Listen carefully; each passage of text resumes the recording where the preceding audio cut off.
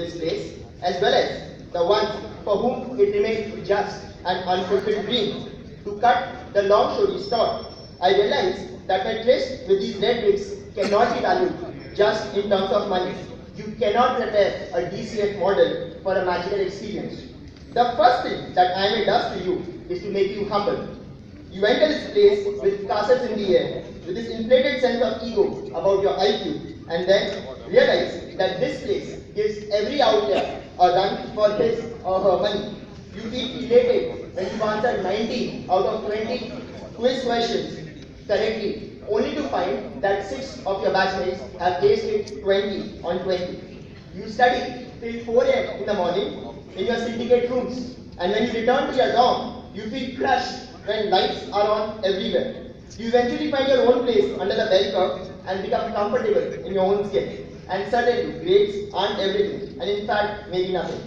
You have a prof who scored a 10 on 10 in his IIT days, a record unparalleled since 30 plus years, plus IIM gold medalist, plus TAS, plus Harvard Business School, and then, with all humility in the world, teaches you fab concepts of how to lead professional services firms by coming down to your level. A national level transfer pricing lead of a PricewaterhouseCoopers actually teaches you transfer pricing. A New York high street trader descends onto campus to discuss concepts of option pricing, and an ex-SEBI directorate actually teaches you securities regulations.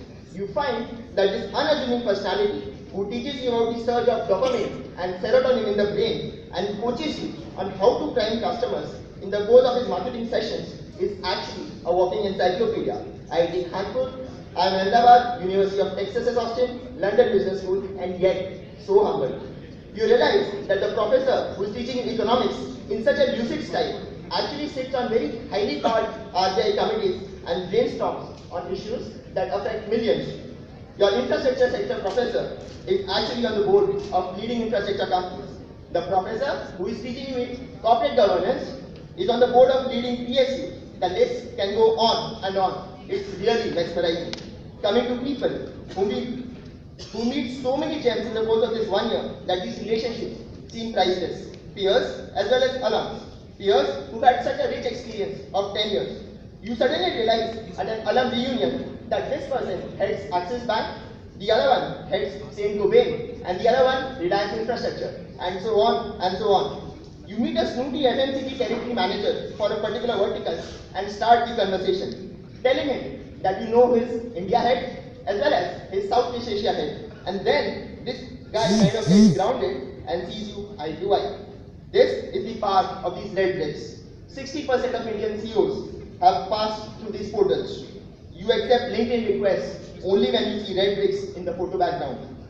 The stormy classroom discussions on Harvard, Stanford, and IIM cases, which make you think and think and think on diverse problems that emerge in the course of those historic ups and downs of mega corporates.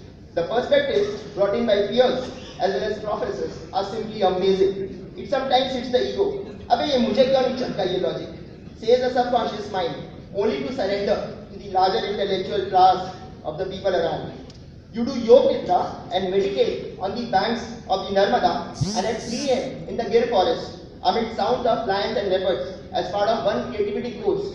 And on the next session, compete with the best teams in the world as part of a capstone business simulation game. This spread of menu is simply remarkable.